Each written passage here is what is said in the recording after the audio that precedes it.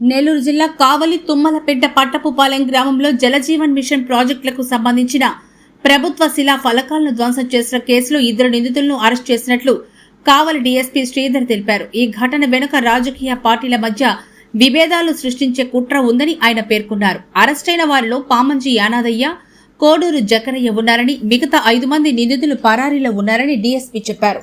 ప్లాట్ల వ్యాపారంలో శిలా ఫలకాలు అడ్డుగా ఉండడంతో వాటిని కూల్చివేసి ఆ నేరాన్ని కూటమి ప్రభుత్వంపై మోపి ప్రజలను తప్పుదోవ పట్టించే ప్రయత్నం చేశారని వెల్లడించారు.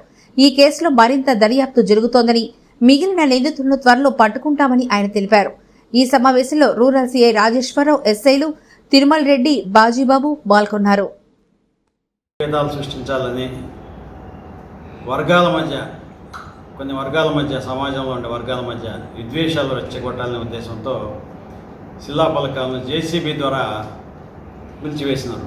వీటి కూల్చివేసిన దానిలో పామంజి యానాదయ్య, కోడూరు జకరయ్య, కోడూరు ప్రేమసాగర్, వాయిల తిరుపతి, కుమారి రాజు, కుమారి శ్రీను అలియాస్ డీలర్ శ్రీను, కొల్లు ఏడుకొండలు వీళ్ళంతా కూడా ప్రధాన నిందితులుగా గుర్తించడం అయింది.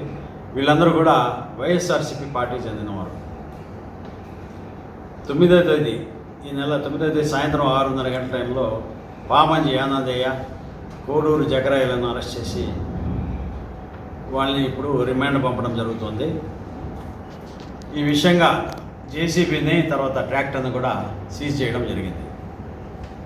మన ఇన్వెస్టిగేషన్లో తేలింది ఏమంటే పామంజి యానాదయ్య ఈయన్ని 2021లో తుమ్మలపెంట పంచాయతీ వైఎస్ఆర్సీపీ పార్టీ నాయకులైన కుమారి రాజు, వాయిల తిరుపతి, సుకుమార్ రెడ్డితో కలిసి తుమ్మలపెంట సెంటర్ దగ్గర వెంచర్ వేసి ప్లాట్లు అమ్మేసినారు.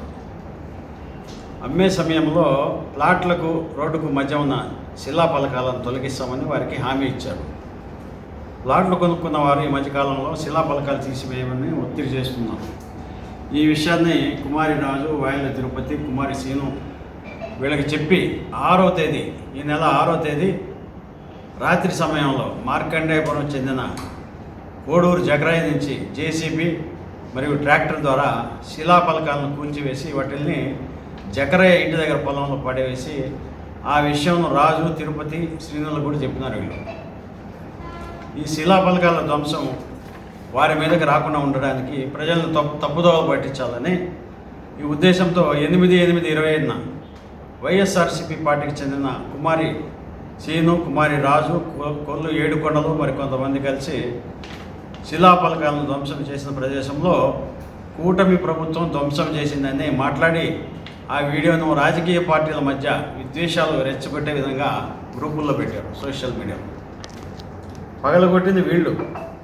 అపోజిషన్ పార్టీ మీద అబద్ధం చేసి ఇన్కరెక్ట్ వర్డ్స్ తప్పుడుగా గ్రూపుల్లో పెట్టారు. ఈ శిలాఫలకాల కూల్చివేతలో కూటమి ప్రభుత్వం వారికి ఎటువంటి సంబంధం లేదు.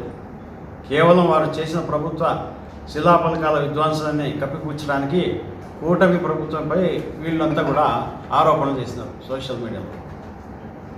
వాళ్ళందరూ వాళ్ళే శిలాఫలకాల పాల్గొట్టి అపోజిషన్ మీద రుద్దినారు. ఈ కేసుకు సంబంధించి దర్యాప్తు ఇంకా జరుగుతుంది. పూర్తి విషయాలు కూడా తర్వాత తెలియజేస్తాం. మిగతా నిందితులను కూడా పట్టుకునేందుకు చర్యలు కొనసాగుతున్నాయి. శ్రీధర్ కావాలి.